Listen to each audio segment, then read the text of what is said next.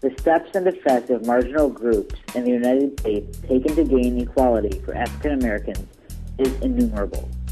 The 15th Amendment says that voting rights would not be denied to citizens by the country or state because of race, color, or previous condition of servitude.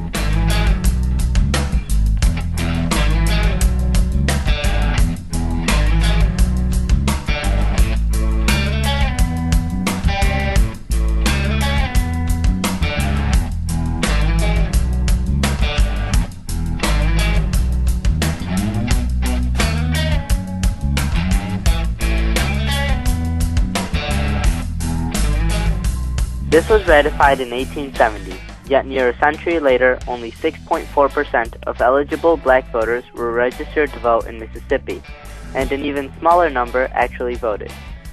In order to have a say in the government, African Americans needed to vote so that their voices could be heard and in turn get African Americans into public office.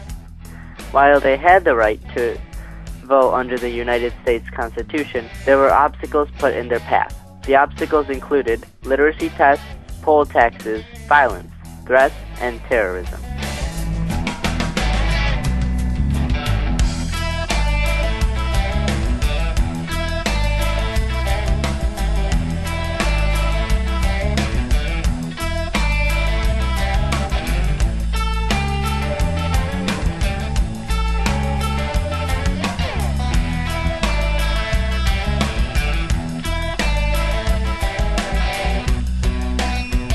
After years of planning and organization by African Americans, approximately 1,000 white college students and other volunteers, mostly from the North, went to Mississippi in order to register African Americans to vote.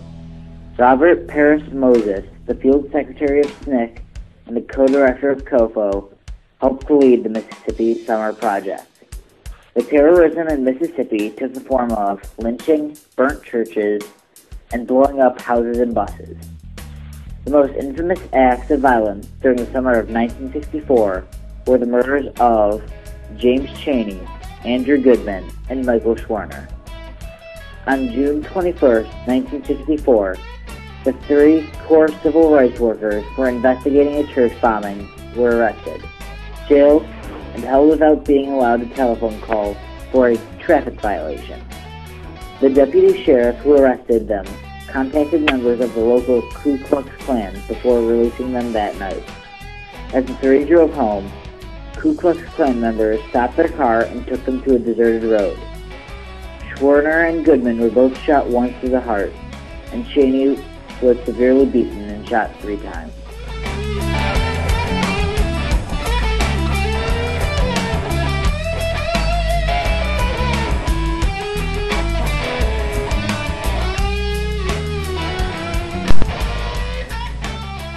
On August 4th, an informant's tip led the FBI to the bodies of the missing men.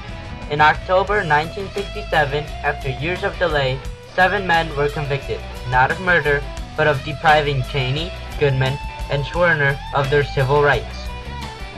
They were sentenced to 10 years in jail. The murders of Chaney, Goodman, and Schwerner were the final blow to the wall of racism, keeping the 15th Amendment from full practice.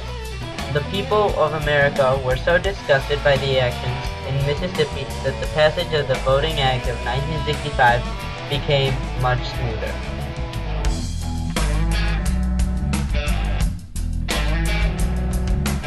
According to Robin Spencer's book, Freedom Summer, the barriers to black voting uncovered and publicized during the Summer Project provided stark evidence of the need for the Voting Act of 1965, which made literacy tests and poll taxes illegal.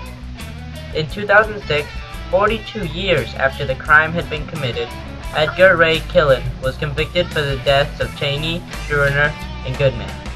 He was convicted of lesser crime of manslaughter, which is defined as an accidental killing, instead of the premeditated first-degree murder, proving that racism is still alive in America.